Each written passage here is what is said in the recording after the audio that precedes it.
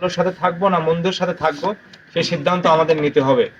আমি এলাকার মানুষ, এলাকায় বড় হয়েছি, আপনারা আমাকে দেখেছেন, অতীত থেকে আমাকে দেখেছেন, আমি আপনাদের সাথে ছিলাম, আমি কেমন সব আপনারা জানেন, আমাকে নতুন করে বলার কিছু নাই। আমি আপনাদের সাথে থাকতে চাই। নতুন বাংলাদেশ বিনির্মাণ হবে সামনে।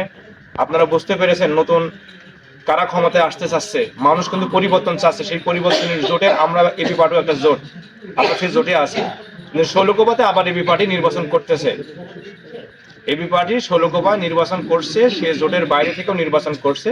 কারণ এবি পার্টি মনে করে ষোলকোপায় ভালো করবে, সে মতিয়ার রহমান ভালো করবে, এই জন্য আমাকে এখনো রাখা হয়েছে।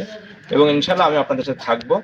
আপনারা আমার ভাই হিসাবে, আমার বন্ধু হিসাবে আপনাদের কাছে আমার প্রত্যাশা থাকবে যে নতুন বাংলাদেশ বিনির্মাণ হবে, সামনে 12 তারিখে যে নির্বাচন হবে, সেই নির্বাচনে আপনারা পরিবর্তনের সাথে থাকবেন। এবং আমাকে আপনারা আপনাদের সাথে আমি যেভাবে ছিলাম সেইভাবে থাকার সুযোগ করে দিবেন। আমি আপনাদের সাথে থাকতে চাই। আপনাদের সাথে থেকে আমরা এই শৈলকুপাকে, আমরা আমাদের বাংলাদেশটাকে নতুন বাংলাদেশ আমরা বিনির্মাণ করতে চাই। সেই বিনির্মাণে আমি যেন আপনাদের সাথে থাকতে চাই, থাকতে পারি। এটাই হলো আমার বক্তব্য। আমার নতুন কোনো বক্তব্য, আমি অনেক বক্তব্য দিয়েছি, অনেক কথা বলেছি। আমরা একটা বৈষম্যহীন অসাম্প্রদায়িক বাংলাদেশ বিনির্মাণ করতে চাই, যে বাংলাদেশে আমাদের সন্তানদের জীবনের নিরাপত্তা থাকবে, আমাদের সন্তানরা ভালো করে লেখাপড়া করবে, আমরা হাসপাতালে গেলে আমাদের সন্তানদের এবং আমাদের ট্রিটমেন্টের ব্যবস্থা হবে।